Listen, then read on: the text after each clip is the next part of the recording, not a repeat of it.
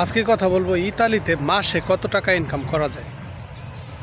মাসে দেখেন এখানে অনেকে অনেক রকম ইনকাম করে থাকে, যাদের কাজের উপর ডিপেন্ড করে যে কোন কাজের কীরকম বেতন। সব কাজে তো এক সমান বেতন না।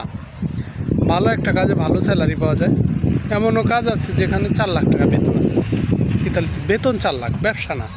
ব্যবসা যারা করে কতজন 20 লাখও কামায়, 10 লাখও কামায়, 5 লাখও কামায়, ওটা হাজারে লাখে একজন, মানে 10 লাখ কামানোর লাখে একজন, 5 লাখে একজন, এরকম আছে। আর সাধারণত যেটা আমার মনে হয় যে 1 লাখ, 1.5 লাখ, 2 লাখ এই রেঞ্জের মধ্যে বেশিরভাগ লোক ইনকাম করে। অনেকে আছে যারা এখানে ঘুরে বেড়ায়, খাবার টাকাও হয় না এদের।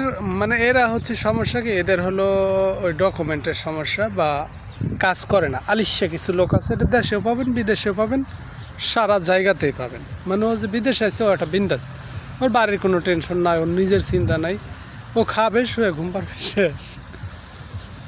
ঠিক আছে, আল্লাহ হাফেজ, ভালো থাকবেন, সুস্থ থাকবেন।